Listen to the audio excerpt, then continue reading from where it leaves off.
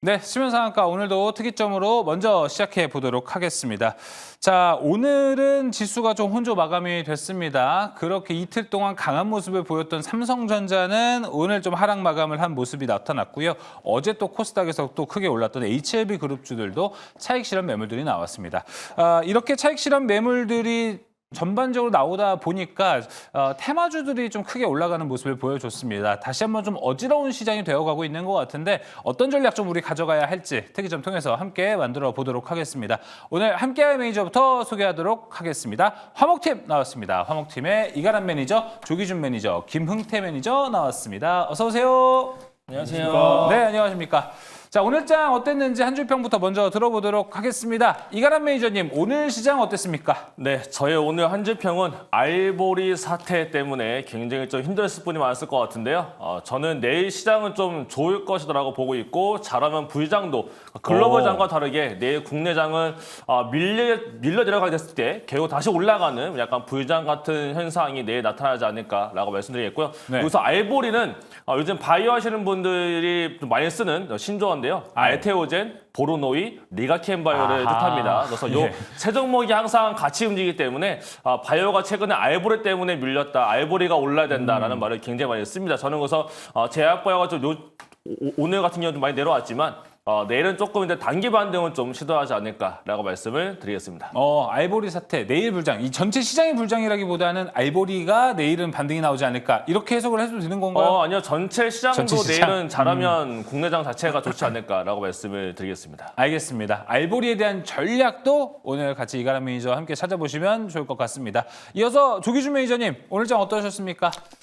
뭐 오늘 장은 뭐 그렇게 지지부진했고 뭐 크게 특색이 없는 맞아요. 장이었는데 저는 생각보다 좋았습니다. 그래서 왜죠? 오늘은 아름다운 개별 종목 장세이고 행복해라고 썼어요. 왜냐하면 제가 열심히 추천하고 종목을 밀었던 종목이 이제 상한가 종목이 많은데 그중에 한 종목이 상한가를 갖고 예. 나머지 또 두 종목이 거의 20%대 올랐기 때문에 오늘만 같으면 너무나 좋겠다라는 생각이고 장은 이대로 있는데 이렇게 개별 종목 장세가 화려하게 펼쳐진다고 하면 그동안 손실난 거를 만회하면서 수익으로 전환할 수 있지 않을까라는 기대감을 갖고 하는 날이었다라는 생각이 듭니다. 알겠습니다. 상한가 종목이면은 어떤 종목인가요?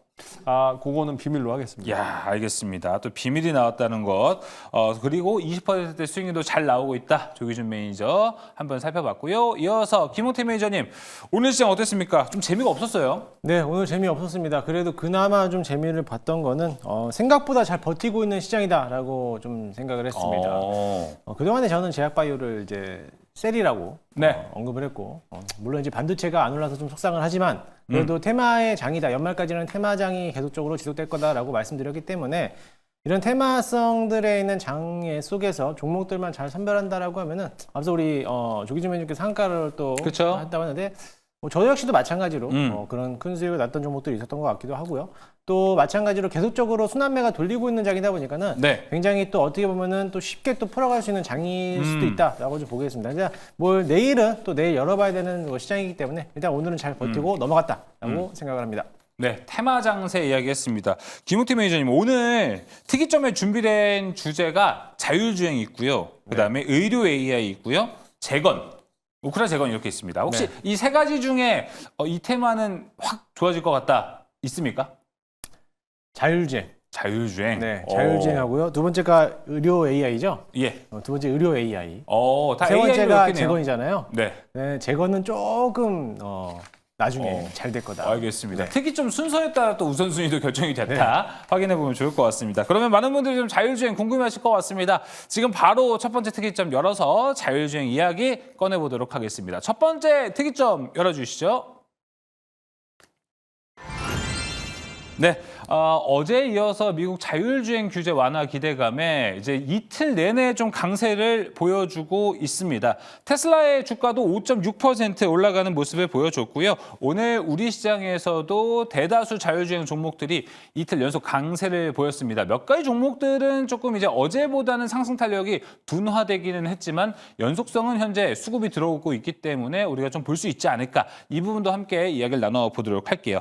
자, 자율주행 하면은 사실 화목팀에서는 조기준 매니저님이 제일 박사입니다. 척척 박사입니다. 그렇기 때문에 지금 이 자율주행의 상승세를 좀 어떻게 평가를 하시는지 일각에서는 이제 진짜 자율주행 본격적인 상승 랠리가 시작이다. 이런 얘기도 있습니다. 어떻게 평가하십니까?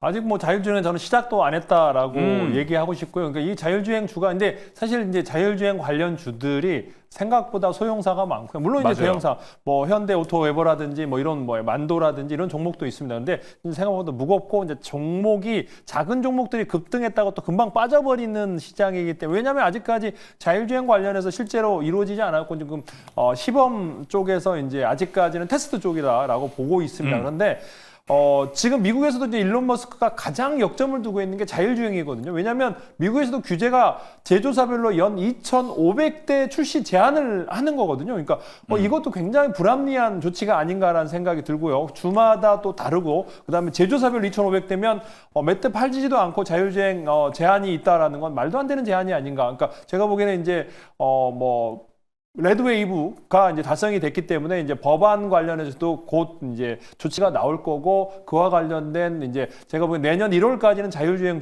종목들이 상승할 텐데 물론 이제 왜 급등했다가 빠지는 종목들이 많냐면 네. 정말로 실적이 없는 시총이 500억짜리 1,000억짜리 종목이 상한가 갔다가 또 빠져버리고 그러니까 이제 자율주행주는 연속성이 없어라고 얘기를 하고 있는데 저는 지금 현재 상황에서 이제 그럴 수도 맞을지도 모르지만 새로운 종목, 뉴페이스가 나올 거라는 거죠. 신규 상장한 종목이라든지 기존의 현대 오토베라든지 만도가 새로운 시세를 또 만들 거고 또 LG이노텍이라든지 삼성전기라든지 이런 이제 중대형 부품단에서 이제 실적이 나오면서 상승, 카메라 모듈단에서 실제로 카메라 모듈 종목에서 보면은 이제 소형사들이 많은데 삼성전기라든지 LG이노텍 쪽이 이제 실제적인 수혜 종목이라고 보시면 될 것 같아요. 그러니까 이런 종목들은 실적을 뒷받침하면서 상승할 가능성이 높아 보이기 때문에 물론 당장은 아니지만 당장은 소형주들이 먼저 움직일 거고 그 다음에 중대형주들이 나중에 움직이겠지만 나중에 움직이는 중대형주들의 상승세가 가파르게 올라갈 수 있겠다라는 측면으로 보시면 될 것 같고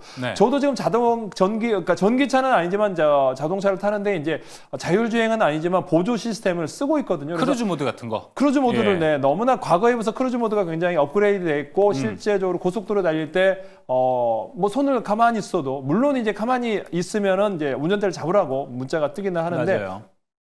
거의 뭐 300km, 500km를 달릴 때도 정말 편안하게 살짝 졸릴 때도 있는데 또 졸리면은 이제 경보가 또 울리기도 하고 맞아요. 그래서 굉장히 이제 우리나라 현대차 이제 그 현대차를 잘 타고 있는데 그만큼 계속적으로 업그레이드 되고 있고 지금 테슬라가 중요한 게 2차 전지 관련해서 IRA를 폐지해도 좋다라고 하는 이유가 이제 전기차로의 장단점 그다음에 다른 차량의 차이점이 많이 줄어들기 때문에 자율주행에서 차이를 벌리겠다라는 측면이 좀 있기 때문에 제가 보기에는 자율주행 관련해서는 지금부터 시작이고 앞으로 내년 내년 1월까지 새로운 종목이 테마주가 없다면 자율주행주는 계속 될 거다라고 말씀드리겠습니다. 네, 알겠습니다. 자, 그럼 이가람 매니저님, 저는 항상 그 자율주행에 대해서 관심은 많은데 이쪽 섹터에 종목이 또 너무 많습니다. 그리고 그쵸. 이름들도 좀 전반적으로 긴 느낌도 좀 있어요. 그래서 참 이게 어딘가 애매하다라고 생각이 좀 들 때가 있는데 이가람 매니저님이 저한테 뭐 예를 들어서 스터디를 시켜준다면 자율주행 섹터에서는 이거 봐야 된다 생각하시는 거 있습니까? 글쎄 일단은 국내는 좀 테마성이 좀 짙고 그다음에 지금의 이슈는 결국은 미국 쪽을 좀 바라보고 있는 측면이 굉장히 많거든요. 네. 그럼 결국은 좀 미국 쪽과 연관된 거가 이제 찐 수혜주가 될 수가 있기 때문에 무조건 테슬라부터 좀 봐야 될 필요가 있을 것 같고요.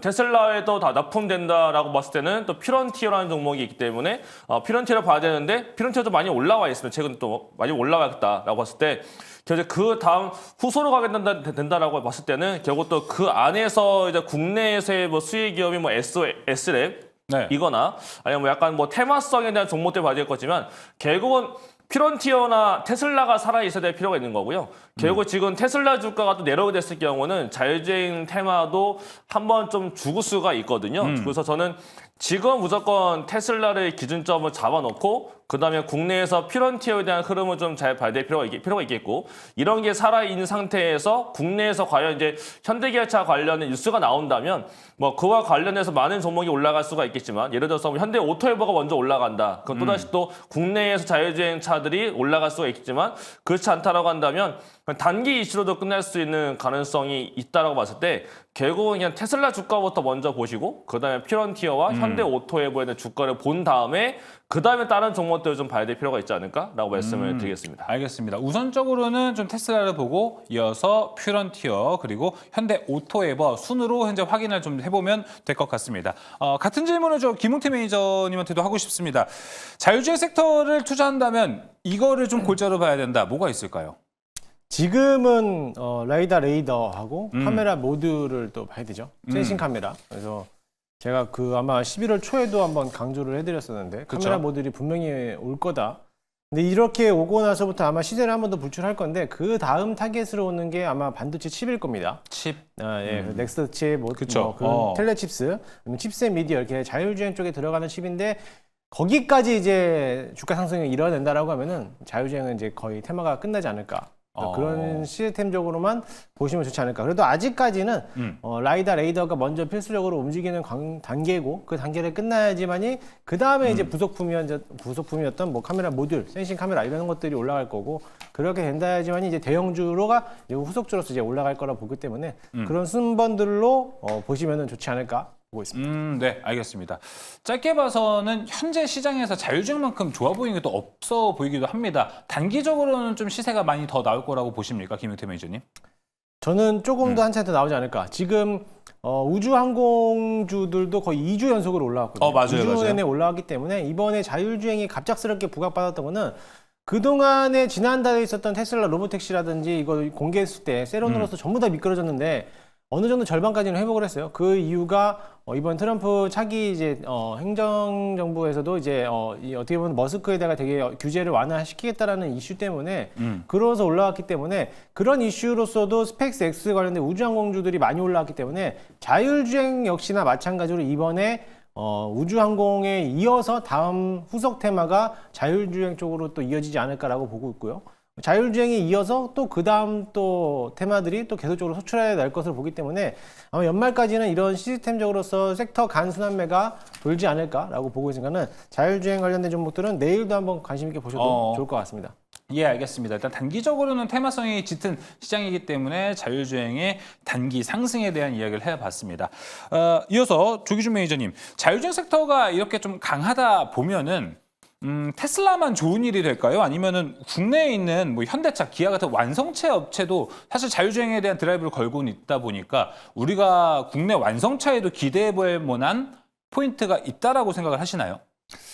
지금 이제 자율주행 관련해서 뭐 테슬라만 열심히 연구하는 게 아니고 지금 현재 이제 뭐 강남이라든지 판교라든지 시범 운행을 하고 있는 쪽이 이제 우리나라도 열 몇 군데가 되더라고요. 14군데 저는 알고 있는데 그런 쪽이 시범 운행을 하고 있고 미국에서 지금 이제 현대차, 기아차도 시범 운행을 하고 있습니다. 그와 관련해서 지금 센서 관련해서 납품을 했고 사실은 그래서 만도라든지 오늘 지금 현재 PPT를 본다고 하면 이렇게나 많은 종목들 상한가 그러니까 인포뱅크가 갑자기 오늘 또 올라왔어요. 그래서 인포뱅크부터 시작해서 뭐 MC넥스라든지 뭐 SOS랩 뭐 그다음에 드림텍 그러니까 우리가 알고 있는 여러분들 퓨런티어나 몇 종목만 얘기하시는데 현대오토배도 그렇고 차트가 이제 많이 올라온 것 같지만 바닥권은 살짝 올라왔기 때문에 실제적으로 지금 현재 더 갈 수 있는 여력이 좀 많다라고 보시면 될 것 같고 제가 PPT를 하나 보여준다고 하면은 이제 SOS랩이라는 회사는 이제 국제 박람회에서 지금 현재 이제 이게 지금 라이다 관련해서 제가 이제 부품을 얘기할 때 가장 비싼 게 라이다고요. 그 다음에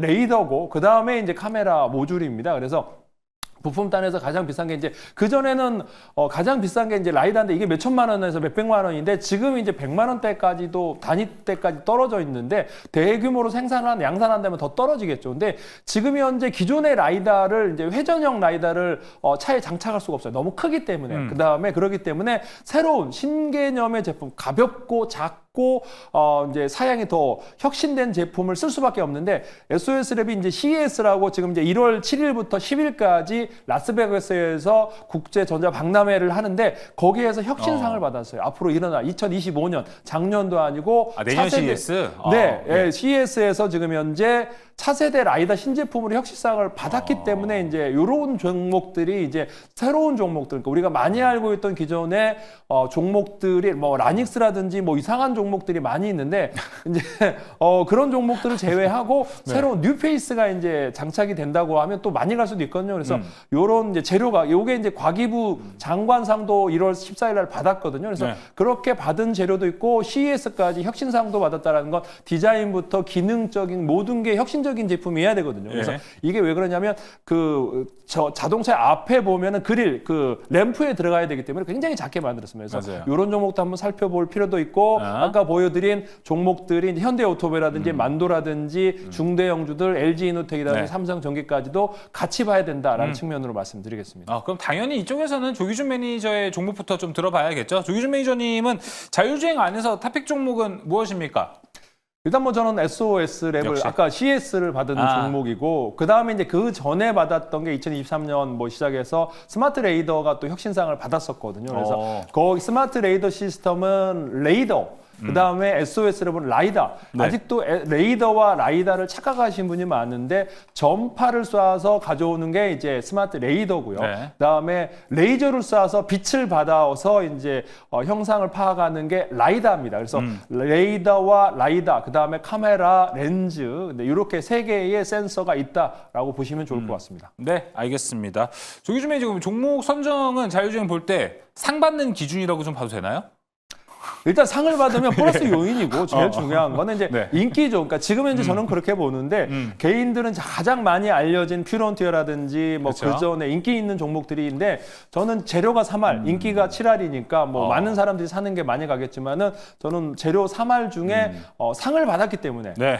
과기부 장관상이 기술력이 있기 때문에 줬을 그렇죠, 거고 그렇죠. 예. CES라는 게 국제 박람회인데 기술력이 없는 제품을 그렇게 혁신상을 주지는 않았을 거다라는 측면으로 보고 있습니다. 예, 상 모멘텀이 작용할 수 있을지 SOS 랩 스마트 레이더 시스템 지켜봐 주시면 좋을 것 같고요. 이어서 이가람 매니저님 탑픽 종목은 어딘가요? 저는 테슬라랑 저도 마찬가지 스마트 레이더 시스템을 가지고 왔는데요. 예. 일단 스마트 레이더 시스템만 좀 간략하게 좀 말씀을 좀 드려보도록 하겠습니다. 네. 일단 이 기업은 레이더를 만드는 기업이고 라이다가 아니라 레이더 쪽인 건데 이 레이더 쪽에서 지금 국내 내 모멘텀도 상당한 수 있고요. 지금 현대차가 현대모비스, 그다음에 현대차가 웨이모와 같이 할 건데 거기도 아마 탑재가 될 걸로 알려지고 있는 기업이기도 합니다. 거기다가 지금 미국이랑 이제 연계성이 좀 커지고 있는데요. 제가 지금 보고 있는 화면 같이 보면서 말씀을 좀 드려보도록 하겠습니다. 네. 굉장히 많은 지금 모빌리티 향 쪽으로 나타나는 모습이 좀 있고요. 농기계 쪽에도 지금 국내에서는 현대인프라코에도 지금 탑재가 될 걸로 알려지고 있고, 그다음에 지금 가장 중요했던 거는 미국에 있는 국방부 향으로 해서 드론 쪽, 안티 드론 쪽에 대해서 레이더가 지금 탑재가 되는 걸로도 알려지고 있어서 미국 국방부와도 연계성이 좀 있다. 물론 매출 비중이 얼마 안 되기 때문에 큰 이슈는 안 되고 있지만 뭔가 전쟁 관련해서도 이슈가 될 수 있는 드론 관련된 종목이다라고 볼 수가 있겠고요. 그다음에 가장 큰 모멘텀이라고 한다면은 미국 향에서 볼 수 있는 것 중에 하나가 스쿠버스 쪽에 들어간 게 있는데 플로리다주에 들어갔습니다 이번에. 그래서 아마 이번 4분기부터 매출이 나올 걸로 알려지고 있고요. 지금 알려진 바에 따르면 원래 스쿠버스가 미국 내에 총 48만 대가 있는데 플로리다주에만 2만 대가 있습니다. 네. 그 2만 대에 이번에 이렇게 지금 버스에 붙이는 레이더가 탑재가 될 거고, 요거는 버스 주변에 있는 사람들 감지랑 그다음에 버스 안에서 아이가 만약에 어린이가 의자에서 잠들고 있는데 뭐 기사가 발견 못하고 내려갔다라고 하게 됐을 경우에 또 경보음이 울리는 사실 따지고 보게 되면 미국도 필요하지만 국내에도 굉장히 필요한 맞아요. 그런 네. 레이더 기술을 갖고 있다라고 보면 될 것 같은데 요 스쿠버스 자체가 굉장히 사업성이 크다 보니까 플로리다가 잘 됐을 경우는 그 약간 퍼져나가는 미국 향에서의 좀 모멘텀을 갖다 붙일 수 있는 종목이다. 그래서 단순히 자율주행만 보는 게 아니라 이 종목은 미국에서 실제로 지금 수혜를 받다 보니까 미국 내에서 가장 크게 필요해서 뭐 관세나 이런 거하고는 크게 상관이 없을 종목 중에 하나가 되지 않을까라고 말씀을 드리면서 네. 저는 자율주행 쪽에서 뭔가 새로운 거 보신다면 스마트 레이더 시스템도 한번 관심 있게 보시면 좋을 것 같습니다. 네. 테슬라는 당연히 대장 중에 대장으로 본다는 거죠? 네, 그렇죠. 굳이 설명이 필요 테슬라가 없다. 주가가 빠지면 어차피 예. 자율주행 주가가 올라가기 어렵기 때문에 테슬라 주가가 올라가야 아마 더 모멘텀이 이슈가 더 이어질 걸로 보고 있습니다. 네, 알겠습니다. 테슬라와 스마트 레이더 시스템 이야기 들어봤습니다. 이어서 김웅태 매니저님 어느 종목을 좀 보고 계십니까? 저는 뭐 둘 다 좋고요. SOS랩이라든지 뭐 스마트 그다음에 레이더? 스마트 레이더도 다 좋고요. 저는 마지막으로 보고 있는 게 퓨런티어. 네, 퓨런티어 궁금한 거 있어요. 오늘 좀 윗꼬리를 네. 강하게 달았어요. 네. 이 부분은 좀 긍정적으로 봐야 됩니까? 아니면은 오히려 뭐 우리가 담을 수 있는 긍정적인 포인트 혹은 쎄한데 이렇게 이런 포인트로 봐야 됩니까? 쎄할 게 없습니다. 네, 저는 기술적으로 이거는 뭐 개인에 대한 기술적인 거를 평가하는 거 나름 달라서 네. 이제 해석하기 나름인데 일단은 퓨런티어 같은 경우는 기술적 분석으로 봤을 때 잠깐 차트 한번 보시면은요. 네. 오늘 최대 거래량이 불출을 했어요. 최대 거래량이 불출하고 나서부터 오늘 영방치형 캔들로서 윗꼬리를 길게 달았거든요. 그러면 이 자리가 뭐냐면 제가 누누이 강조하는 이 차트인데 매집봉이다.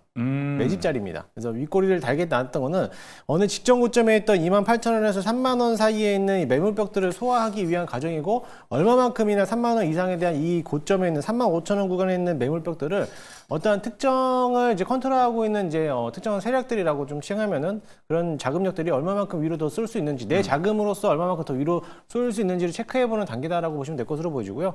일단은 시간의 거래에서도 오늘 강한 흐름 보였기 때문에 딱 자리를 보니까는 27,900원이더라고요. 그 자리가 28,000원 라인인데 어떻게 보면 지금 자리에서 지난 5월달하고 2월달 자리에 있었던 이 매물벽까지만 딱 도달하는 자리입니다. 이 자리만 돌파해서 올리면은 여기서부터 추세가 전환되는 모습입니다. 장기 이평선에 대한 240일 이평선도 전부 다 뚫어놔서 모습을 보여놨고요.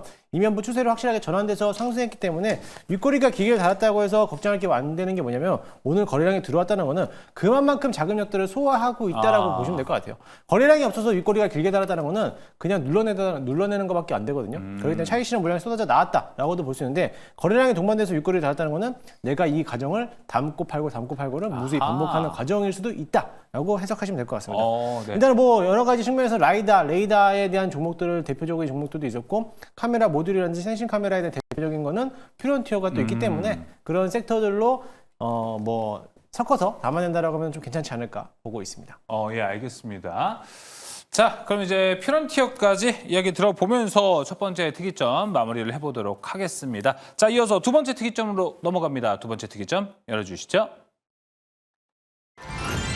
네, 자율주행에 이어서 이번에도 AI 관련주 이야기를 해보겠습니다. 머스크가 이 AI 능력 진화에 대해서 언급을 했죠. 2025년이면 AI가 사람의 능력을 초월할 것이다 라고 이야기를 하고요. 그것을 또 제한하는 건 전력 공급과 고급 GPU의 부족이다 라고 이야기를 했는데 이 이야기를 그 PC게임 디아블로 하면서 했다는 이 웃지 못할 이야기도 있었습니다. 머스크가 AI에 대해서 좀 입을 열었고요. 우리 시장에서도 오늘 의료 AI가 좀 강하게 움직이는 모습을 보여줬습니다. 루닛이 어제 상한가도 왔고요. 오늘도 사실 좀 좋은 흐름을 보여줬습니다. 이가람 매니저님, 뭔가 이제 AI가 뛰어오르니까 우리나라에서는 당연히 의료 AI가 올라가고 소프트웨어에도 최근에 좀 조금 요즘 시세가 나오고 있습니다. 그렇죠. 확실히 좀 AI 소프트웨어로 가는 시기가 됐나 이렇게 생각이 드는데 이거 좀 잘 잡아야 되거든요. 타이밍을 어떻게 보십니까?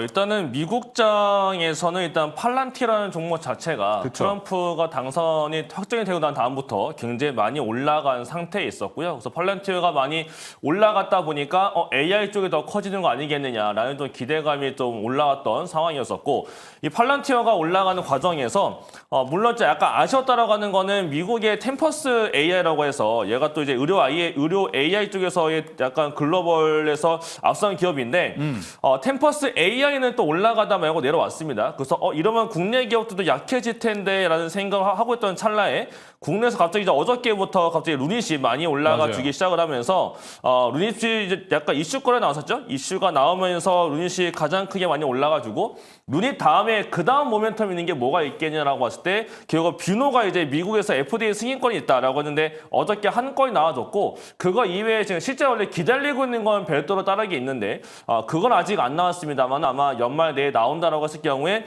뷰노 또한 지금 오늘 저항 라인대에서 걸렸지만 한 번 더 돌파가 되면서 작년에 대시대가 한번 나왔을 때 이러한 모습을 다시 한 번 더 기대를 해볼 수 있지 않겠느냐라고 볼 수가 있겠고 이런 게 올라오다 보니까 오늘 뭐 딥노이드부터 많이 올라왔는데요.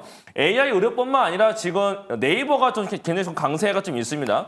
네이버가 올라온다는 얘기는 그만큼 국내에서 소프트웨어가 좀 강세가 올라오고 있는 것 같고 외국인들의 비중 자체가 계속 올라가거든요. 그렇다는 얘기는 외국인들도 이제 하드웨어 좀 팔아서 소프트웨어 쪽으로 좀 집중하고 있는 것 같고 실제로 좀 돈을 벌고 있는 영업이익 자체가 나오고 있는 회사들 위주로 해서 네이버뿐만 아니라 뭐 더존 비전도 올라갔었고 그 다음에 엠로라는 종목도 있습니다. 엠로라는 기업도 최근에 추세적으로 올라가는 모습이 있다 보니까 최근에서도 한글과 컴퓨터 이런 종목들까지 많이 올라준 상태에 있는데 결국은 AI 안에서 결국은 머스크의 한마디, 트럼프의 한마디에 따라서 많이 올라간 게 아니었을까라고 생각을 하고는 있어요. 다만 이제 미국도 마찬가지로 하드웨어 쪽보다는 소프트웨어가 더 강세가 되고 있는 모습이 있고 네. 그러면 트럼프 정책에서도 AI 쪽을 좀 더 키우겠다라고 했었던 게 이미 있었기 때문에 결국 국내에서도 마찬가지로 이제 AI 의료들이 더 강세가 나타날 걸로 보기는 합니다. 그래서 루닛이랑 아무래도 뷰노가 더 치고 나가게 되면은 못 올라갔던 AI 의료도 다시 올라갈 수 있다라고 보고 있는데 여기서 또 한 가지 리스크가 존재를 하는 게 예. 오늘 이제 일론 머스크가 그러한 것을 이제 AI가 의사를 대체할 것이라는 글을 X에다가 올렸습니다. 그러면서 의사뿐만 아니라 변호사까지도 이제 아마 대체할 것이다라는 코멘트가 있었는데 미국 내 병원 쪽에서 나타났던 얘기 중에 하나는 이 X가 불법적으로 개인들의 자료를 투집해서 지금 뭔가 좀 하려는 것 같은데 이 문제는 개인들의 개인정보 이 개인정보의 보안을 어떻게 할 것이며 이 개인정보를 어떻게 처리하고 있는지를 우리들은 알 수가 없기 때문에 약간 여기서 개인정보에 대한 좀 문제점들이 생길 수는 있을 것이다라는 포인트가 미국 내 병원에서 나왔거든요. 근데 물론 국내는 지금 마찬가지로 국내 같은 경우도 뭔가 AI 의료가 잘 안 되는 이유 중에 하나가 국내 병원들끼리 공유 데이터, 그러니까 데이터를 공유를 해야 되는데 그 데이터 공유를 잘 안 하려고 합니다. 그래서 그러다 보니까 미국 시장이 커지는 건데 미국 시장 안에서도 뭔가 협약이 돼 있는 데끼리는 환자들 데이터를 공유하지만 협약이 안 되는 곳에서는 데이터 공유가 잘 안 되고 있거든요. 그래서 이런 것들을 좀 풀어야 될 과제인 것 같고 지금 상태에서는 머스크 때문에 올라온 것도 있지만 그 전에 루닛이 일단 쌓올랐던 해외에서의 호재거리, 그다음에 뷰노에서의 FDA 승인권 네. 이게 먼저였기 때문에 국내의 AI 의료도는 일단 머스크는 머스크지만 국내적인 개별 모멘텀으로 먼저 보는 게 맞지 않을까라고 말씀을 드리겠습니다. 그런 것을 좀 미루어 봤을 때 의료 AI가 상승세가 지금 기세가 상당히 좋습니다. 하지만 한계는 좀 있을 거다. 좀 많이 루닛 자체가 많이 올라와 있거든요. 많이 올라왔기 때문에 오늘까지 3월째 올라와 있어서 네. 이 자리에서 더 올라간 것만큼 세게 치고 올라가기보다 한 번은 좀 다시 쉬어갈 수 있는 구간에서 왔다라고 저는 보고 있어서 AI 의료도 지금 자리에서 당장 잡아야지보다는 조금 어쨌든 눌림이 한번 올 거니까 그 눌림에 좀 관심을 가져보면 좋을 것 같고 네. 루닛 이외에 그 다음 모멘텀 거리가 AI 의료에 지금 각 종목마다 다 있거든요. 그래서 후속주들 바닥에 깔린 거 많으니까 후속주들도 한번 관심 있게 보시는 게 더 좋지 않을까라고 말씀을 드리겠습니다. 알겠습니다. 일단 루닛과 뷰노는 시세가 나왔습니다. 그 후속주들도 한번 같이 주목해 보자라고 이야기를 했습니다. 자, 그러면 조기준 매니저님, 지금 의료 AI와 함께 뭔가 조금씩 올라가고 있는 게 이제 AI 소프트웨어가 되어 가는 것 같습니다. 지금 혹시 좀 주목할 때가 됐다고 보십니까? 아니면 여기도 사실 실적이 나오고 있지는 않잖아요. 그러다 보니까 지금 보일 시기는 아니라고 보십니까? 일단 뭐 저거 아까 뭐 이제 이가람 매니저가 얘기한 거 예. 한번 볼까요? 일론 머스크가 뭐라고 했는지 이제 트위터 X에다가 올린 글을 한번 본다고 PPT를 본다고 하면 네. 그러니까 이게 이제 영어로 돼 있습니다. 이제 곧 AI가 의사 변호사를 따라잡을 것이다라고 하면서 이제 한글로 그 다음에 이제 한글로 보면 설명이 돼 있습니다. 이제 머지않아 능력을 능가할 거다. AI가 이제 환자를 진단한 시대가 올 것이다. 네. 라는 거를 이제 머스크가 얘기했으니 그러니까 이게 이제 머스크가 얘기하면은 요즘에는 하루로 끝나지는 않지 않습니까? 근데 저걸 또 게임하면서 얘기했대요. 몰라. 그러니까 머스크의 한마디에 전 세계가 지금 이제 초집중을 하고 있기 때문에 예. 제 생각에는 지금 현재 이제 그 사람 또 똑똑하잖아요. 제가 그쵸? 보기에는 그러니까 상상만으로 했던 일들이 다 이루어지고 있고 그런 일들이 지금 현재 하나둘씩 이제 뭐 화성에다가 사람을 보낼 것이다. 뭐 진짜 그게 그러니까 처음에 얘기 들을 때 전기차 뭐 모델 3라든지 이런 거 나왔을 때도 보면 실제적으로 만드는데 되게 오랜 시간이 걸렸고 화성에다가 쏘는 것도 그게 뭐 감당키나 하겠어? 네. 돈이 있어야 되고 나사도 지금 제대로 못 하고 있는데 일개 개인이 할 수 있어? 근데 일개 개인이 지금 현재 이 일을 이루어내고 있고 자기가 생각했던 모든 거에 대해서 공상과학 같은 얘기를 다 실현하고 있기 때문에 그 사람의 한마디는 집중을 해야 된다라는 생각이 들고 있고 아까 자율주행도 그렇고 이런 의료 AI 시장도 결국에는 저도 이 얘기를 했을 때 의료 AI 시장이 열린다. 작년부터 얘기했는데 그렇죠. 안 먹히더니 이제 제가 얘기해봤자 아무리 의미가 없지만은 일론 머스크가 얘기하는 순간은 달라진다. 주가 예.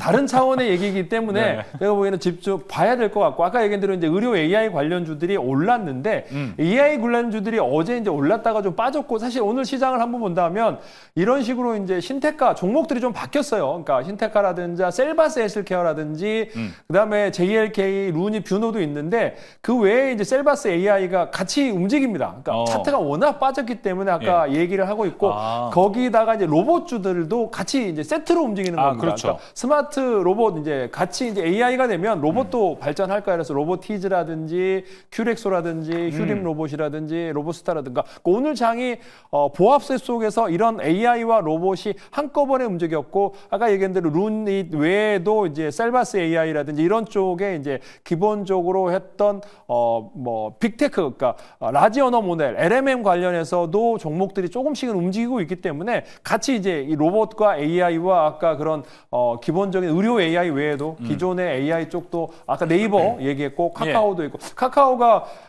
지금 뭐 카나나가 잘 안 되고 있는데 저도 깔았는데 지금 이제 잘 못 가고 있는 것 같습니다. 그렇지만 네이버가 치고 간다면 카카오도 곧 빨리 따라잡지 않을까라는 생각에서 이런 쪽의 어떤 큰 틀에서 봐야지 의료 AI 네 종목만 볼 필요는 없다라는 측면으로 보시면 좋을 것 같습니다. 알겠습니다. 현재는 좀 AI 소프트웨어 전체가 좀 올라갈 수 있다. 일론 머스크가 얘기하니까 확실히 올라가는 모습을 좀 보여주고 있습니다.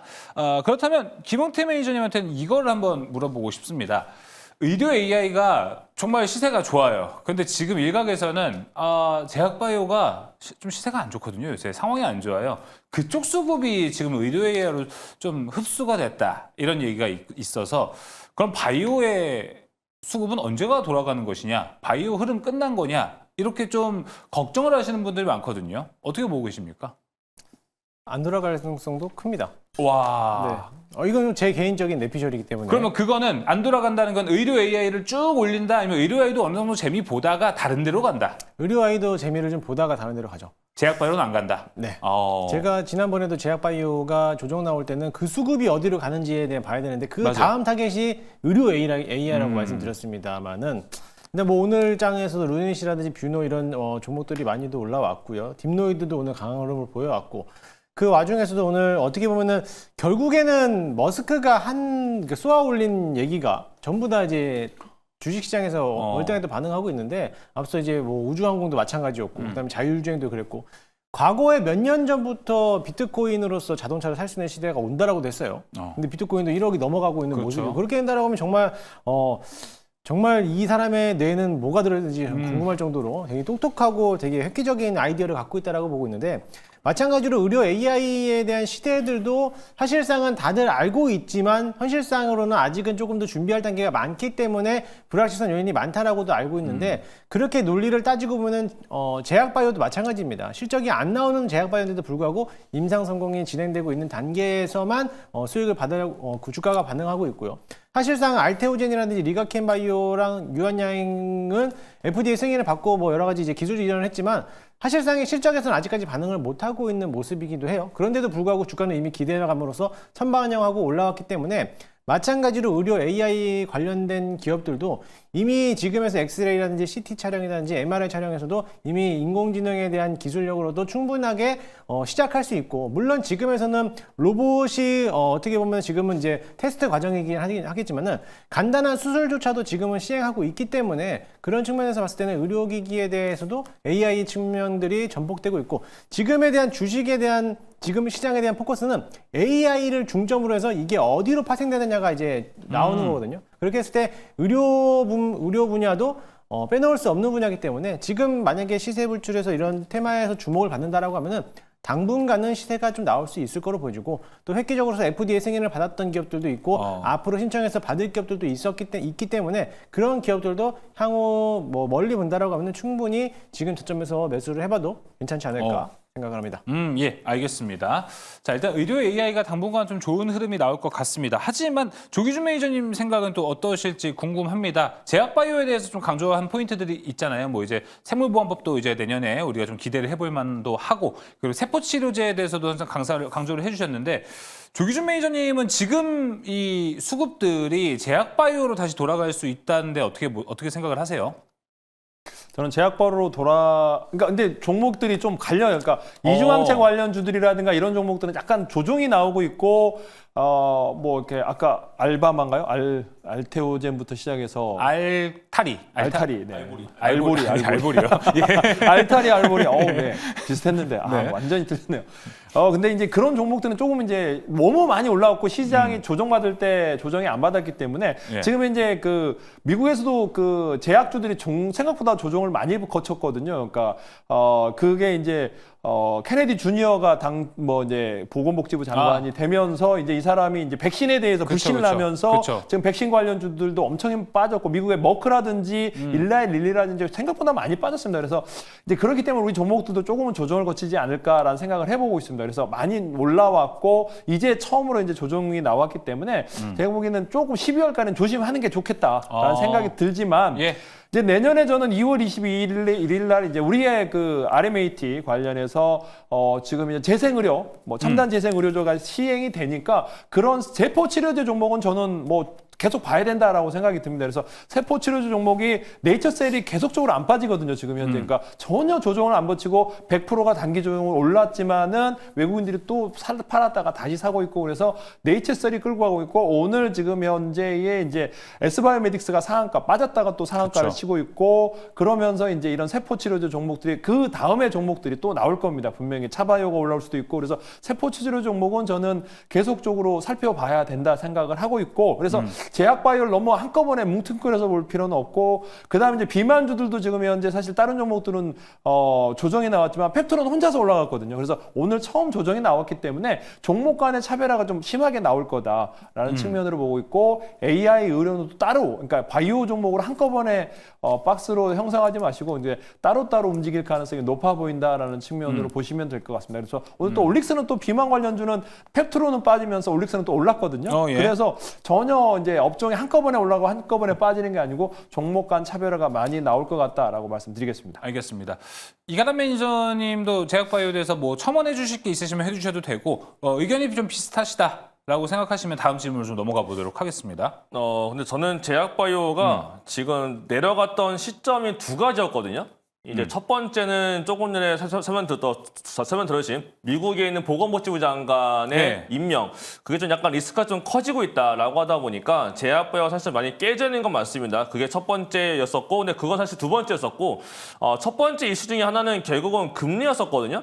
그래서 금리가 계속 올라가는 상태였다 보니까 금리가 결국 이제 못 내려올 것이다, 못 내려올 것이다. 거기다 제롬 파월 연준 의장조차도 이제 금리를 좀 천천히 내릴 것이다라고 했다 보니까 금리가 전혀 빠지지 않고 있는 상태였어요. 근데 오늘 같은 경우는 지금 또 금리가 실시간 봤을 때 좀 빠지고 있거든요. 그래서 뭔가 금리가 좀 빠지만 주게 되면, 금리가 좀 빠진 상태에서 시장이 뭔가 좀 돌릴 게 좀 없어졌다라고 했을 경우에는 결국은 또 제약바이오의 연말 기대감이 또 분명히 있기 때문에, 국내는 또 이제 JP모건 스퀘어도 다음 달에 초록 발표가 있을 것이고, 내년 또 넘어가게 되면 또 다시 또 새로운 학회가 열릴 것이고, 연말에 라이센스 아웃에 대한 기대감도 있기 때문에 저는 제약바이오는 오늘 좀 과하게 빠진 측면이 있어서 내일 금리에만 반응을 보여준다면은 저는 뭐 충분히 일단 좀 저가는 잡는 시도를 내일은 하지 않을까 않을까라고 좀 말씀을 드리겠습니다.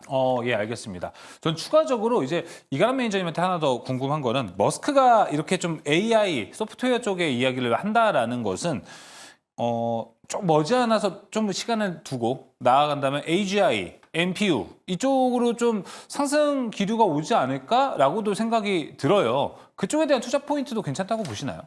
물론 이제 AI가 의료가 되던 AI 소프트웨어가 되건 뭐가 되던 간에 결국은 필요한 건 반도체거든요. 네. 그럼 결국은 반도체는 가야 되는 게 맞는데 그렇죠. 근데 반도체는 좀 원체 많이 미리 올라왔다라는 거고 못 올라왔던 의료 쪽에 다른 게 뒤늦게 이제 올라가고 있다라고 볼 수가 있을 것 같아요. 저는 그래서 물론 이제 AGI나 뭔가 지금 중운영 반도체 쪽이라든지 뭔가 지금 반도체 관련해서 기술력 자체가 앞서 있는 종목들은 결국은 다시 올라간다라고 보거든요. 오늘 같은 경우도 엔비디아에 관련해서 외과에서 어떤 코멘트 나왔냐면 뭐 걱정하냐, 뭐 그냥 뭐 사라 그런 말을 하거든요. 뭐 애플처럼 아이폰 안 팔렸어? 뭐 다음 분기 팔리겠지. 그러고 말아요. 그럴 정도로 지금 반도체에 대해서는 뭐 좋아지는 건 맞는데 이제 서프라이즈하지 않다라는 게 문제이다 보니까 네. 결국은 반도체도 좀 뭔가 좀 새로움들이 뭔가 다시 들어가 주기 시작을 해야 본격적으로 다 같이 올라가지. 안 그러면 몇 종목만 정말 네. 국내에선 한두 개, 미국도 한두 개 정도 올라가는 정도가 더 이어지지 않을까라고 말씀을 드리겠습니다. 알겠습니다. 자, 그럼 의료 AI에서 우리가 지금 봐볼 만한 종목들은 좀 무엇이 있을지 바로 압축해 보도록 하겠습니다. 김웅태 매니저 먼저 이야기해 주시죠. 저는 뭐 당연히 루닛하고 뷰노 그 두 개를 가져왔는데 뭐 앞서 다 설명해 주셨기 때문에 네. 일단 뭐 두 종목은 기본적으로 깔아놓고 간다라고 보면 될 것으로 보이고요. 이미 FDA 승인을 받은 거고 이 기술적인 이유에서도 반등하는 모습을 보여왔기 때문에 충분히 뭐 보유하신 분들이라면 기다림이 이제 미학이라고 기다리면 분명히 또 수익을 좀 극대화할 거라고 보여주고 거기에 또 한 종목을 조금 더 추가를 한다라고 하면은 JLK. 3대장이죠, 사실. 예, JLK도 마찬가지로 눌림목에서 왔지만 최근 3거래일 연속으로 상승하고 있고요. 마찬가지로 지난주에 한번 이번에 그 FDA 승인을 신청을 했고 그 전에도 한번 이제 승인했던 거에 대한 이력도 있었기 때문에 연말에서도 이런 3대장으로서 이렇게 가지 않을까. 물론 여러 가지도 있겠지만은 그 중에서 조금 저는 픽을 한다라면은 이 세 가지가 먼저 올라가야지 후속주들이 같이 따라서 올라갈 가능성도 크다라고 보시면 될 것 같습니다. 네, 맞습니다. 저 세 종목이 사실 이제 의료 AI 3대장으로도 불렸는데요. 세 가지가 일단 가장 강한 상태, 이 셋의 흐름이 좀 중요하다. 김웅태 매니저가 이야기했습니다. 이어서 조기준 매니저님, 종목 어디를 좀 주목하고 계신가요? 저는 이제 일단 뭐 뷰노가 이제 오늘 이제 흉부외과 관련해서 흉부 엑스레이 관련해서 AI 솔루션 FDA 승인이 네. 나왔고 그 전에도 한번 나왔죠. 두 번째거든요. 그래서 근데 이제 뷰노가 생각보다 많이 못 올랐어요. 그러니까 루닛이 이제 치고 올라갔고 뷰노도 이제 뭐 일단은 뭐 3만 원대 매물대가 좀 있지만은 충분히 올라갈 가능성이 높아 보인다라는 측면도 있고 호재가 나왔었는데도 약간 음봉을 달긴 했습니다. 근데 매물인데 아까 얘기한 대로 이제 의료 AI 3대장 중에서도 견조한 주식이었고 한번 올라갈 때 2023년에 초보에 보면은 굉장히 우상향을 잘 했었거든요. 그래서 지금 어떤 매집이 들어가고 있는 게 아닌가라는 측면에서 보시면 3만 원 이하에서 조금씩 모아가시면 좋을 것 같고 그다음에 제가 딥노이드를 말씀드렸는데 이제 요거는 딥노이드 중에 좀 후발주자, 그러니까 AI 의료 중에 후발주자인데도 불구하고 FDA 계속 신청을 하고 있고 거기에다가 저는 이게 이제 2차 전지 관련해서도 그렇고 반도체 관련해서 수주 모멘텀이 나오거든요. 그러니까 비전 검사라고 해서 이제 반도체의 하자 검사라든지 자동차 제품을 만들었을 때 그거를 AI가 검사하는 거가 작년에 2차 전지 뭐 업체에다가 수주를 했었고 올해 이제 그게 실제적으로 매출이 잡히면서 거기다가 지금 현재 이제 두바이에다가 진출했어요. 그래서 여기가 보안, 그러니까 우리 김포 공항이라든지 공항에 있을 때 검색 때 사람이 검사하는 게 아니고 AI가 검사하는 그다음에 이제 뭐 그다음에 용산도 그렇고 이제 그 국회라든지 법원에서 또 사업체에서도 검사할 때 AI가 검사하는 그런 시큐리티까지 그래서 네. 시큐리티, 의료 AI, 그 다음에 산업 AI 이 세 개를 같이 이제 포트폴리오를 너무 잘 갖췄다라는 거죠. 그래서 매출이 다른 데보다도 굉장히 빨리 찍힐 거고 의료 AI 시장이 굉장히 늦게 올 거고 물론 지금 현재 이제 발은 뛰었어요. 오픈 시작을 했고 그렇지만은 실제로 흑자가 나고 이러려면 시간이 많이 걸릴 텐데 그게 이제 아까 얘기한 대로 두바이 진출이라든지 해외 관련 진출도 빠르게 나오고 있기 때문에 딥노이드가 지금 이제 오늘 가장 빨리 오르지 않았나라는 측면도 있고 다음 주에 보니까 이제 IR도 잡혀 있는데 한번 이 두 종목 관심 있게 살펴보시면 좋을 것 같습니다. 네, 뷰노와 딥노이드 소개가 됐습니다. 이어서 이가람 매니저님 종목 소개해 주시죠. 네, 저도 그냥 루닛이 그냥 가장 앞서 야. 있다고 보기 때문에 예. 무조건 루닛을 먼저 보시면 맞는 건데, 저는 약간 좀 새로운 거 좀 말씀을 들어본다면, 네. 시어스 테크놀로지라는 기업이 있습니다. 시어스? 네, 시어스 테크놀로지라고 상장된 지 그렇게 오래 안 된 기업인데요. 약간 뷰노와 좀 경쟁을 하고 있다라고 보면 될 것 같아요. 근데 지금 시어스 같은 경우는 심정지를 예측하는 거기 때문에 이게 지금 심정지가 옳지 않은지에 대해서 AI가 분석을 해서 알려주는 시스템입니다. 그래서 여기에 대해 효과가 굉장히 좋았다라는 거 알려지고 있는데 주가 가치가 최근 많이 올라가다가 약간 지금 다 바닥부터 기고는 이유가 원래 해외 진출에 대한 기대감이 3분기에 있었는데 그게 4분기와 지금 내년까지 약간 밀려 있어요. 그래서 약간 기대감이 밀렸다 보니까 주가가 내려간 거고 아마 내년으로 넘어가는 과정에서 다시 한 번 더 기대감이 붙는 시기에 다가오게 되면 아마 FDA 승인 기대감 때문에 시어스가 다시 한 번 더 의료 AI 안에서 올라갈 수가 있을 것이고 만약에 또 의료 AI가 한 바퀴 다 돌게 되면 나중에 또 결국은 후발주자로 올라갈 수 있는 종목이 되는 거니까요. 시어스 테크놀로지라는 종목도 관심 있게 보시면 좋을 것 같습니다. 알겠습니다. 자, 루닛과 시어스 테크놀로지 새로운 종목이 공개가 됐습니다. 관심 있게 지켜보시면 좋을 것 같고요. 지금 우리가 이렇게 의료 AI 이야기를 하는 이유 중에 하나가 결국 또 머스크와 관련된 또 테마성에 있기 때문에 얘기를 해서 제가 이거는 오늘 특이점에서 한번 짚어보고 가면 좋을 것 같아서 지금 급하게 한번 이야기를 해볼까 하는데 이제 우리 시간으로는 내일 아침 7시에 이제 스페이스 X 스타쉽이 6번째 시험 비행 발사가 예정되어 있습니다. 우리 시간으로 아침 7시이기 때문에 내일 시장에 이거 좀 성공적이다 하면 항공우주 테마가 다시 한번 또 올라갈 수 있을 거라고 보는데 이 부분에 대해서 내일 좀 전망, 내일 대응에 대한 이야기를 한번 해보면 좋을 것 같습니다. 먼저 이가람 매니저님 들어볼까요? 국내장의 특징은 우주선이 올라가면 결국 내려오듯이 국내장은 이렇게 한번 위로 성공했네 빵 떴다가 다 팔자 해가지고 팔아서 결국 떨어지는 이제 그런 장세가 나오지 않을까라고 생각이 되니까 관련주 갖고 계시는 분들은 아침에 변동성 네. 조심하시면 좋을 것 같습니다. 알겠습니다. 우주선은 이렇게 올라가는데 주가는 거꾸로 움직일 가능성도 있다. 변동성이 너무 크다. 주의를 해보시면 좋을 것 같고요. 다른 매니저님들 뭐 얘기해 주실 게 좀 있으십니까? 오늘 팔았어야 된다는 생각을 합니다. 아, 그렇군요. 왜냐면 내일까지 이제 그걸 끝까지 수익 내려고 하는 거는 좀 욕심이지 않나 생각이 들고요. 그래서 오늘 팔고 현금화 하시는 게 제일 좋지 않았을까라는 생각이 듭니다. 예, 알겠습니다. 김우태 매니저 없으시면 다음 넘어가도록 할까요? 아니면 저는 못해도 내일까지는 보자. 또 다르네요. 네, 오늘로서 끝이 아니기 때문에 음. 우주항공이 올라가서 내려오는 건 맞지만 올라가서 안 올 수도 있습니다. 쭉 네, 화성 가는 공공행진으로. 순간 안 옵니다. 네, 안 오기 때문에 그럴 가능성도 크니까 예. 어차피 지금 테마에서 장으로서 손을 건드렸다라는 거는 그만큼 리스크를 감내하고 가는 거기 때문에 그 정도의 리스크만 또 내가 어느 정도 커트라인을 잡아놓는다라고 하면은 못 먹어도 고라고 해도 과언이 아닐 정도로 저는 보고 있고요. 그뿐만 아니라 물론 이제 자율주행도 그랬지만은 마찬가지로 이제 우주항공 테마들로 내일 만약에 성공했다라는 얘기가 나온다라고 하면은 물론 세론 작용이 나올 수 있지만 사실 지금 그게 스페이스 X에 대한 화성에 대한 화성에 대한 인공위성을 쏘는 게 중요한 게 아니라 이미 스페이스 X에 대한 지분 투자하는 기업들이 많이 생겨나고 있다라는 거에 대한 소식 때문에 올라오는 거기 때문에 관련된 기업들도 꾸준하게 본다라고 하면은 한 번은 시세 불출할 때 내일 잘 털고 나오지 않을까 보고 있습니다. 알겠습니다. 이와 관련해서 내일 또 스페이스X 이건 내비와 좀 잘 맞는데 이야기가 궁금하시다면은 또 이제 매니저들의 밴드나 무료 방송 통해서 확인해 보시면 좋을 것 같습니다. 자, 두 번째 특이점 여기서 마무리해 보도록 하겠고요. 이어서 세 번째 특이점으로 넘어갑니다. 세 번째 특이점 열어주시죠. 네, 우리나라 시장만큼이나 지금 정신없는 곳이 미국, 러시아, 우크라이나 이렇게 좀 되지 않을까. 이게 유럽도 같이 포함하면 될 것 같습니다. 지금 우크라이나의 무기 사용과 더불어서 러시아에서도 좀 큰 얘기가 좀 오고 가고 있습니다. 우리도 핵무기를 쓸 수 있다. 뭐 이런 얘기도 함께 나오면서 조금 지정학적 리스크가 올라가고 있다. 변동성이 또 한 번 커지는 걸까? 이 리스크가 내일 작용이 된다면은 아까 얘기했던 우주선이고 뭐고 시장이 좀 다시 한번 안 좋아질 가능성도 있을 것 같은데 자, 일단 김웅태 매니저님. 재건에 관해서는 미국에서 계속 움직이고는 있어요. 근데 러시아와 우크라이나는 어떻게 하면 더 한 대 때릴까? 그쵸. 고민만 하고 있는 그런 상태입니다. 지금 여기에 대한 투자 포인트를 재건으로 잡아야 되는 건지 방산으로 잡아야 되는 건지 아니면 대선 전에 두 개 다 올라갔듯이 이걸 봐야 되는 건지 좀 어려운 상태인 것 같아요. 둘 다 잡아도 된다라고 봅니다. 네, 뭐 눌리면 눌릴수록 잡아내는 자리가 맞다라고 보고 있고요. 사실 지금 어떻게 보면은 아마 이런 러시아에서 핵교리가 개정이 됐다는 소식 때문에 네. 시간에서 재건 관련된 종목들이 좀 밀려나면서 이제 지정학적 리스크가 또 불거지는 거 아니냐라고 내심 이제 어떻게 걱정스러운 사람들도 있는데 네. 저는 사실 시장에 대한 반응은 별로 뜨뜻미지근할 거라고 보거든요.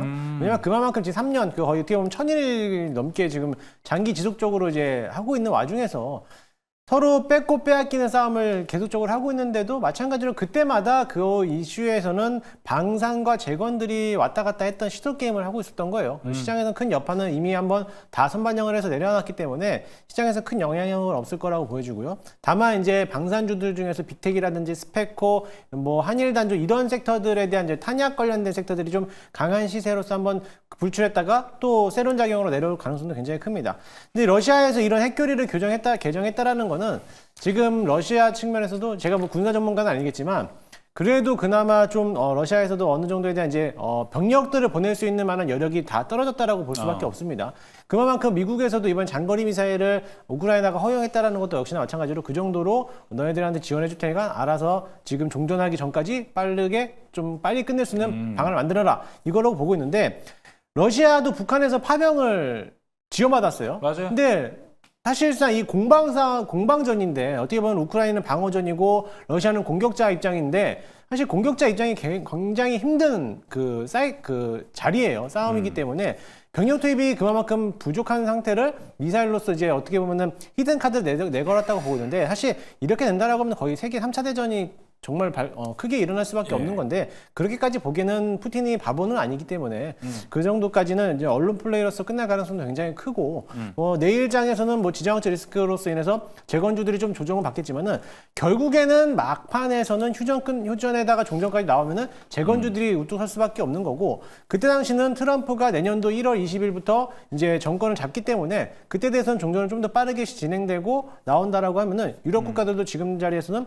재건에서도 관심 있어 하고 있는 모습이라고 하면은 당연히 재건주들은 단기적으로는 조정 나오더라도 다시 한번 저점에서 매수할 수 있는 기회가 될 거라고 보여지고 그렇게 했을 때 지금 트럼프 당선인이 집권하고 나서부터 종전이 들어간다라고 하는 소식들이 나온다라면 그때도 거기에 대한 트럼프에 대한 당선인은 지금 이제 유럽 국가들에다가 이제 어느 정도 선을 그으려고 하는 거죠. 우리나라에게 방위비를 더 부담하는 것처럼 유럽 국가들에게도 우리는 어느 정도에 대한 지원을 끊겠다라고 하면서 그렇게 했을 당시에는 유럽 국가들도 당연히 자기 국가에 대한 방어력을 키우기 위해서는 어느 정도 방산에 대해서 수입을 또 만들어 갈 거라는 거죠. 그러면 역시나 또 가격이 싸고 또 가격 메리트가 있고 성능이 좋은 우리나라 이제 미사일이라든지 장비 업종들도 선호할 거라는 거죠. 그러면 당연히 또 방산주들도 그때 때마침 똑같이 어떻게 보면 같은 자리로서 올라갈 가능성이 있기 때문에 그런 생각을 가지고 있으신 분들이라면은 충분히 양쪽 다 대응해도 괜찮을 거로 보여지고 내일장에서 한일단조, 빅텍, 스페코 이런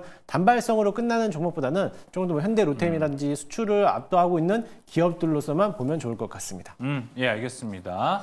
자, 이런 다양한 이야기들 오고 가면서 또 러시아에서는 이제 서방 미사일 사용에 핵무기를 쓸 수도 있다, 뭐 이런 교리를 바꾼다라는 얘기가 좀 오고 가면서 이가람 매니저님 그 미국 선물 같은 경우에 좀 변동성이 확 커진 흐름을 보여줬는데 네. 지금은 좀 회복이 된 모습입니까? 아니면은 좀 오늘 시장에 영향을 줄 것으로 보입니까? 지금은 좀 그래도 안정적으로 가긴 하고 있습니다. 네. 물론 지금 국내의 야간 선물은 조금 밀리고 있는데요. 국내 야간 선물도 아마 내일은 개장하고 난 다음에 또 다시 회복해서 올라가지 않을까라고 생각을 합니다. 왜냐하면 지금 잠깐 제 화면 보면서 말씀드리면 더 좋을 것 같은데요. 네. 아까 전에 그 푸틴 소식 이후에 이제 갑자기 이제 이렇게 보시는 것처럼 나스닥 100 지수가 내려왔습니다. 미증시가 내려와줬고 그러면서 지금 옆에 있는 게 골드고요. 안전자산군인 골드가 튀어 올라가고 또 다른 안전자산군인 엔화가 또 튀어 올라갔는데 지금은 또 이렇게 치고 올라가지 않고 조금 이제 안정세로 되돌아 내려오는 과정에 보입니다. 그다음 보통 전쟁에 대한 리스크가 터지되면 가장 먼저 빨리 올라가는 거는 유가거든요. 지금 요 세 번째 차트가 유가인데 유가는 올라가진 않고 있어요. 오히려 지금 위험자산군인 나스닥이 밀릴 때 같이 밀렸거든요. 그렇다는 얘기는 보통은 전쟁에 대한 반응을 보이면 유가가 먼저 빠르게 튀어 올라가서 많이 올라가서 줬을 때 진짜 전쟁에 대한 리스크가 나왔구나라고 볼 수가 있겠는데 저는 특이하게도 이번엔 유가가 오히려 튀지 않고 있다고 봤을 때 결국 시장에서는 이번에 대한 사태를 엄청나게 크게 일단 보지는 않을 수 있겠다라고 저는 좀 생각이 듭니다. 이런 관점에 봤을 때 결국은 내일장에서 재건주가 밀려서 출발하게 되면 오히려 아침에 방산 테마들은 고점 찍고 밀리고 내려왔던 재건 테마들이 아래에서 다시 반등을 시도할 수 있는 상황이 나타날 수가 있을 거라서 재건주도 좀 괜찮게 보고 있고 국내장 또한 내 약세 출발을 했을 경우에 저가 매수가 들어가면서 올라갈 수가 있다라고 보고 있으니까 일단 지금 상태에 대해서는 너무 크게 우려하는 거는 너무 크게 우려하지는 않으셔도 될 것 같다라고 말씀을 드리겠습니다. 알겠습니다. 자, 조기준 매니저님 보셨을 때 좀 이렇게 어지러운 정세 안에서 방산 그리고 재건 관련주들은 지금 좀 보는 게 맞는 타이밍이라고 보십니까? 아니면 시장도 좀 어렵다 보니까 변동성도 크다 보니까 좀 피해야 되는 섹터라고 보십니까?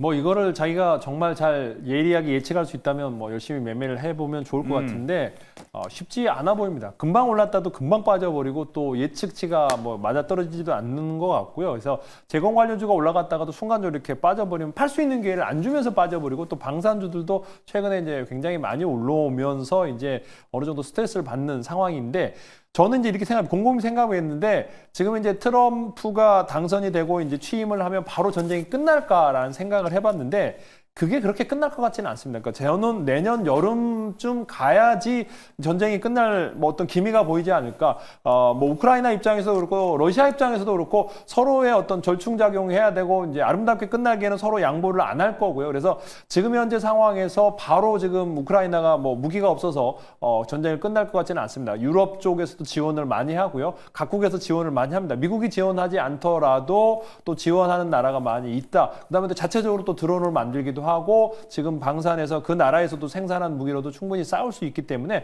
러시아도 지금 현재 그렇게 지금 무기가 없으니까 북한에다가 지금 현재 병력과 뭐 이렇게 무기를 공급을 받는 거라고 보시면 지금 현재 소모전 상황으로 가고 있기 때문에 하루아침에 딴 하고 12월 달에 전쟁이 끝나서 휴전 협상하고 재건 관련주가 아름답게 올라갈 것 같지는 않다. 그래서 그러니까 빠지지는 않더라도 어느 정도 이제 내년 뭐 여유를 잡아야 된다는 거죠. 지금 샀을 때 내년 봄 아니면 여름 정도 됐을 때 이제 수익을 낼 수 있겠다라는 생각을 해야 되고 물론 이제 장중에 올라가서 뭐 15% 20% 올라가면 차익 실현해야죠. 네. 차익 실현해야 될 것 같고 또 이제 물려 있는 분들은 내년 봄 여름까지 기다려야 된다라고 말씀드리겠습니다. 알겠습니다.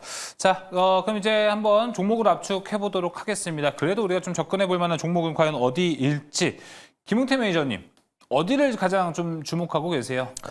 첫 번째는 진성 TEC. 재건 캐터필러가 쪽으로. 어떻게 중장비 미국에서 가장 큰 회사라고 보고 있는데 무한 궤도잖아요. 그 밑에 이게 어떻게 궤도를 만드는 회사인데 그 부품을 이제 진성 TEC가 납품하고 있는 업체인데 매출 비중의 60%를 캐터필러에게 납품하고 있고 나머지 16%인가 18%를 현대인프라코에다가 납품하고 있는 모습이나 봤을 때 사실 캐터필러가 역대 신고가를 갈 때도 진성 TEC는 못 갔어요. 네. 동반 성장을 같이 목표를 하고 있는 기업인데도 불구하고 못 갔다는 거는 힘을 비축하고 있다가 한 방에 한번 튀어주지 않을까. 그동안에 재건 관련되면은 모듈이라든지 어디 테크플레이트라든지 뭐 소재 관련된 기업들이 올라왔다라고 하면은 그 다음 후발주로서 갈 수 있는 이제 장기적인 측면에서는 어떤 건설 기계, 중장비 업종이라고 보면 될 것으로 보여지고요. 그래서 진성 TEC를 관심 있게 바닥권에서 아직 안 올라왔다라고 보시면 될 것으로 보여지고 네. 두 번째는 퍼스텍이라는 종목인데 퍼스텍 방산도 하나씩. 네, 그렇죠. 방산이지만은 이 종목도 어떻게 보면 지뢰 제거할 수 있는 이제 기술을 가지고 있는 거기 때문에 지금 우크라이나를 재건하기 그쵸, 위해서는 그쵸. 일단은 지뢰를 제거하기 위한 작업이 필요하기 때문에 분명히 퍼스텍 또한 수혜를 받을 거다라고 보고 있습니다. 알겠습니다. 퍼스텍은 방산이면서 재건에 가깝게 또 볼 수 있겠네요. 되겠네요. 진성태 씨와 퍼스텍 이야기 들어봤습니다. 자, 이어서 이가람 매니저님, 우리 이쪽 섹터 안에서 좀 봐볼 만한 종목은 뭐가 있을까요? 저는 보실 거면 마찬가지 저는 약간 재건적으로 보는 게 더 낫다라고 생각을 하고 있고요. 전진건설 로봇을 먼저 말씀드리겠고, 근데 뭐 전진건설 로봇은 그동안 많이 말씀드려왔던 종목인 거니까 요건 넘어가고요. 뭔가 새롭게 본다면 좀 특이하게 현대 엘리베이가 있습니다. 현대 엘리베이. 현대 엘리베이라고요. 다들 아시는 현대 엘리베이터입니다. 남북 경협주 아닌가요?